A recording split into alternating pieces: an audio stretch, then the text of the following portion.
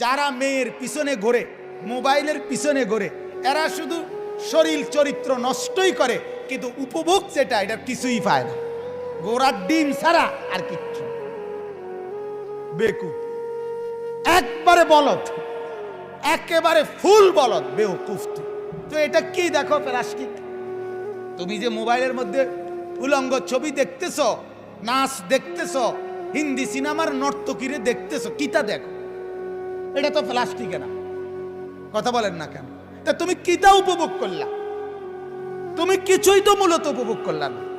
যে মায়ের পিছনে তুমি প্রেম করো, অনেক কি উপভোগ করলা তুমি? হুদা পয়সা না খরচ যার তোমার, তোমার কতগুলো টাকা ছাড়া আর কি যাইতে আছে? তোমার শরীরের যৌবনটা নষ্ট হওয়া ছাড়া আর কি হচ্ছে লাভ? আপনি বলেন। কিন্তু কে বুঝাবে? বেকুবের বুদ্ধি কম থাকে।